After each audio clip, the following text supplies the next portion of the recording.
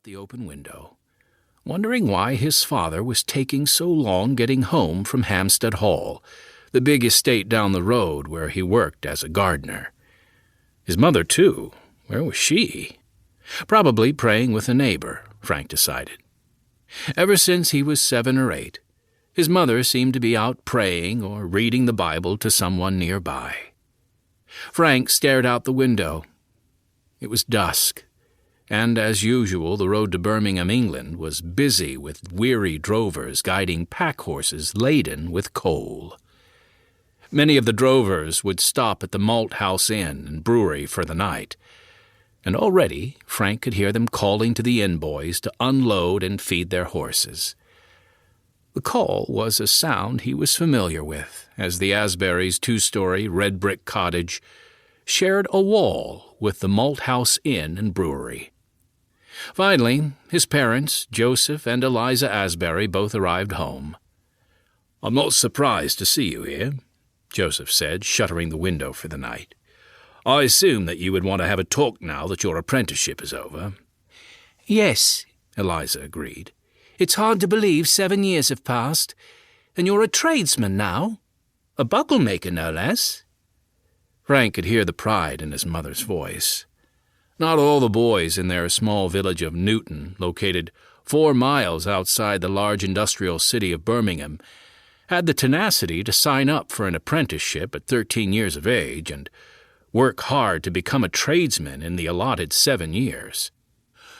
"I suppose it's on to your own workshop now, lad," his father said. "Your mother and I have managed to save up a little to help you start out on your own, if that's what you want to do, of course. Or you could stay with Mr. Griffin if he's asked you to. That would be all right as well." Frank cleared his throat. "Actually, Father, I had something quite different in mind." He spoke fast before his courage failed him. "I've decided to become a Methodist preacher, a traveling preacher." After a long silence, just as Frank expected, his father exploded. "A preacher? Are you out of your mind, son? How is a preacher supposed to earn his keep? You've a good trade now, one that took you 7 years to learn. Surely you're not telling us you would throw all that away to gallop around on a horse, preaching and praying with people? Where would that get you?" Joseph stopped to take a breath, and Frank could see the veins in his neck pulsating. "It's wrong of those Wesley brothers to encourage the likes of you. What do they know of your situation? They are both ordained ministers with a way to make a living, but you? You'll be nothing, unrecognized by the church. You're signing on to be poor your whole life. Tell me, lad, how will you support a wife and children on the meager collections of a Methodist preacher?" I'm not sure, Father," Frank said. "I just know that's what God has called me to do, and I dare not go against it. The Bible tells us God will supply all our needs, and I will trust Him to do so." "But," his father sputtered, "your apprenticeship, will you throw that away?" Eliza spoke up. "It's true, Joseph. Frank has been apprenticed as a buckle-maker these past 7 years, but he's also been apprenticed to God. And now that he is a grown man, he should be free to decide which line of work to take up." "Aye, that's what you would say, Eliza," Frank's father grumbled.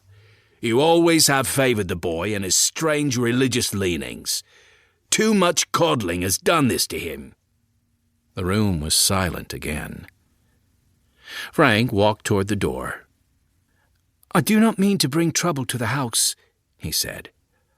"I just wanted you to know that I'm called by God, and I intend to follow Him." "We understand," his mother said. His father glared at the fireplace. "You might, Eliza, but I don't," he retorted. "Have you thought about your mother?" he said as he turned to Frank. "If something happens to me, who will take care of her if her only son is off roving around the countryside? No, boy, you have God-given responsibilities here. Face them like a man." Frank took a deep breath. He knew it was useless to argue. "I need some night air."